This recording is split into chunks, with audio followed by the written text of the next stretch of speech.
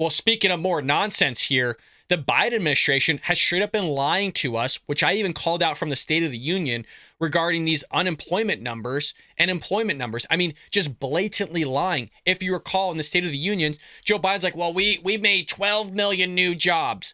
And my whole thing with it was, well, even if that was true, it's not like you created 12 million new jobs. You shut down the entire globe.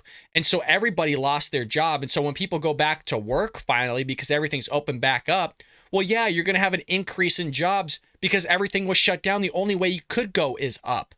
But you know these numbers are inflated drastically. If you haven't already hit that like and subscribe button, please do so. This is from Valuetainment or Valuetainment, and it's, quote, "It's BS. Did the government lie about the unemployment rate?"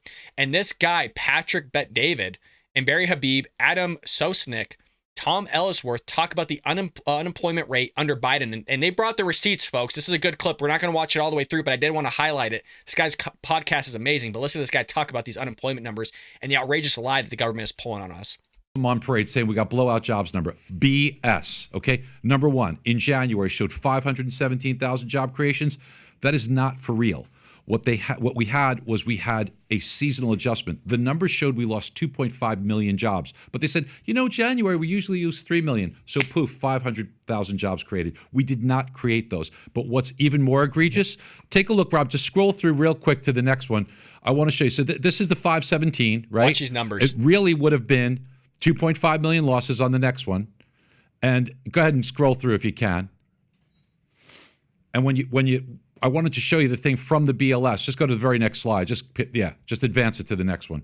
You see the bottom left? It says the arrow. I don't know if you see the arrow. There you go. Just advance it to the very next slide. There you go. At the bottom there, you see where it says 2.5 million losses? That's from the BLS. You can't play with that. Now look at the next one. The next one's absolutely crazy, Pat.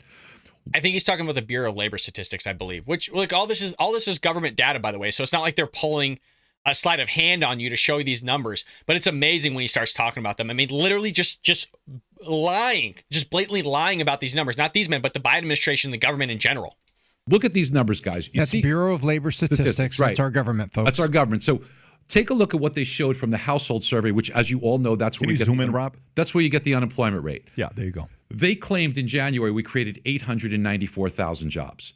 But what they did was they made an adjustment called a population control effect. What was that? They picked up some undocumented workers from early 2022. Now, any of us, logically, wouldn't you just go back and say, "Oh, let's revise the numbers"? No, Pat. You know what they did? Although they were never created in January 2023, they put 810,000 jobs as created in January 2023. That's why the unemployment rate went down instead of going up. Without that, you're kidding. No. If you think about this too, folks, in a nutshell, out of that 840,000, 810,000, they just kind of threw in a plug-in number. Like you said, you found some illegal immigrants. We're going to inflate the numbers a little bit. For January 2023, guess what happened the month after that? I hope they bring this up because I haven't actually seen this whole clip. I just saw a few slides here and I absolutely loved it, so I want to make sure we talk about it. January 2023, a few weeks after that, you had the State of the Union. They had to bolster these numbers. They had to inflate them to make it seem like everything's going good. They're lying to you. In the same way that they lied about the Putin price hike, that the gas price increase was all because of Putin. It wasn't because Joe Biden during his campaign was pushing the whole idea that he wants to get rid of the fossil fuel industry. No. It was Putin's price hike. Even though gas prices were increasing well before February 24th, well before Putin ever increased or ever invaded Ukraine. But again, it's everybody else's fault in the same way. It's Donald Trump's fault for what happened with the Silicon Valley Bank. It's Donald Trump's fault with what happened in illegal immigration. Even though Joe Biden removed Trump's policies and he's broken records, it's always everybody else's fault. The government's lying to you. They've been lying to you. I know it's not a shock to all of you. They've been lying even regarding the election, that there was no fraud. It was the cleanest and fairest election that's ever existed in human existence. But we know that ain't true either. But let's continue. That's right from the BLS. That's right from the. So those 810 were created in 2022, but they put it in 2023. Now I don't want to. This came out February 3rd. Guess what happened 4 days later? By the way, do you know what's that? What was the big 510? No, the State of the Union address was 4 days later. Okay, so now thank you. Who knows if they're related? I'm not going to say they are, and I just think it's kind of coincidental. But now when we take a look at something like this, that was what happened in January. Let's go to February's numbers. February's numbers were, I think, very indicative. If you wouldn't mind, just go right to the next slide, brother. So this shows you what it would have been. It would have been 3.9% without the seasonal adjustment instead of 3.4. Now in February's numbers, here's what we got. It showed 311. Go to the very next slide if you can. 311,000 jobs created, right? But you see on the bottom in yellow, there was a big jump in this one category that says if you're unemployed for 5 weeks or less, that jumped by 343,000 people. So go to the next slide. This kind of illustrates it. So that's a bucket. That bucket jumped by 343,000. So what goes into the bucket? People that just got unemployed. What drains the bucket? If you either got another job or you're unemployed less than 5 weeks. If the job market is so hot, we know that the jobless claims reportedly that week were only 194,000, near very, very low. So you're not getting the inflow into the bucket. But it's not draining because people either aren't getting jobs or they're being in a position here where they're staying unemployed. That's why you see this going up.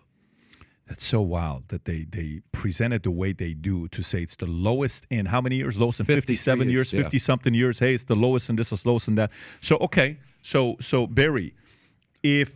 I find that fascinating because if those numbers were from 2022 and they should have been they should have been applied to 2022, but were carried over into 2023 to make it seem like the unemployment rate was low.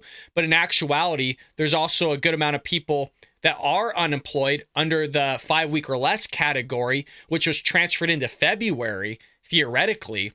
So it seems like there is some manipulation of numbers and data here that technically aren't false, but because they're spreading it over a certain amount of months, 3 months, when it should have been applied in a certain specific date, or are underreporting the numbers, depending on how you want to look at it, with the 313,000 that they just reported there with 5 months or less.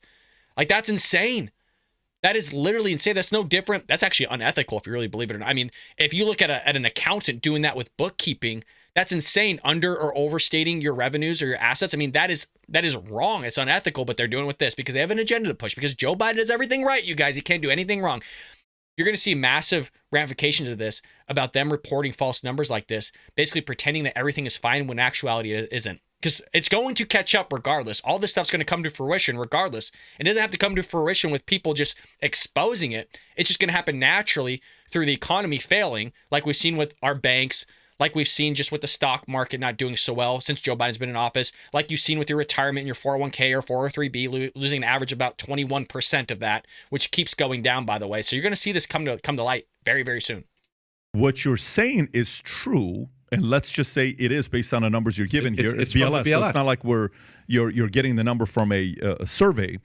Then that means the economy is worse than it really is. Is that a fair assessment? We have less full-time jobs now than we did back in May of 2022. Much of the job gains are part-time workers.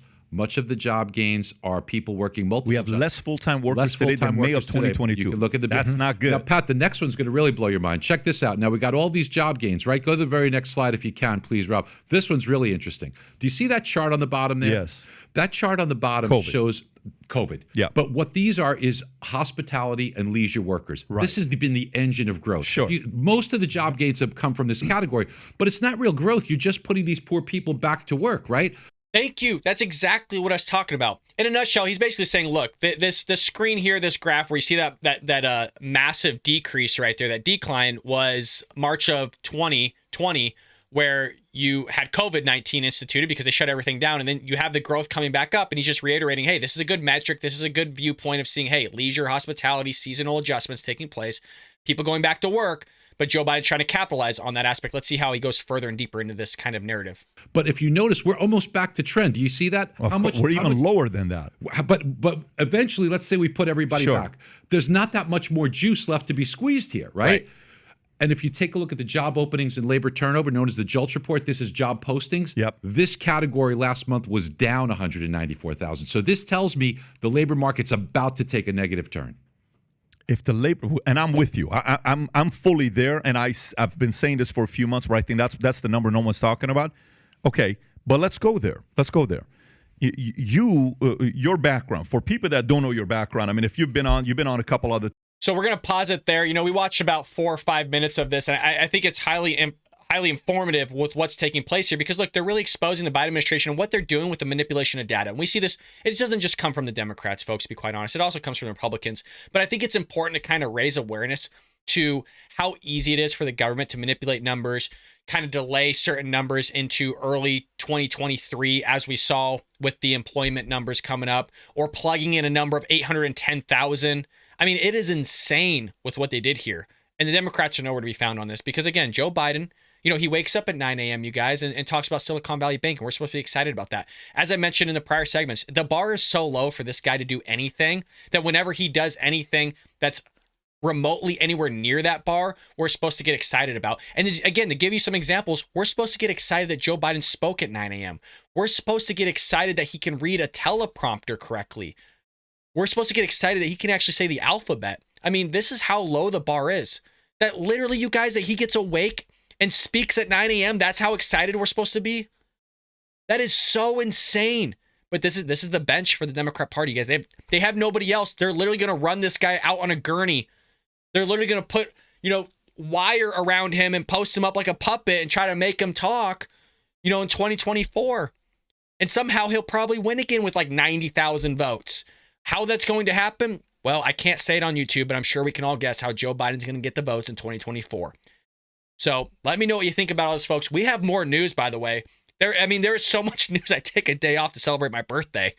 It's like there's news galore.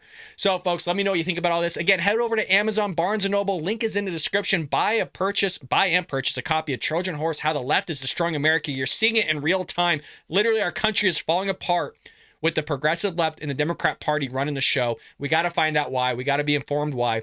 Pick up your copy of Trojan Horse, How the Left is Destroying America. You're going to love it. Buy a friend or family member. And folks, hit that join tab below. Become American Patriots. Join us here on our journey of being out there, spreading conservative thought and ideas out there to new viewers who haven't seen our content or our channel.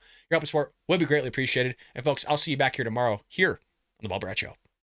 I hope you enjoyed that clip from The Bald Brad Show. If you did, make sure to hit that subscribe button so you can stay up to date on all our future content.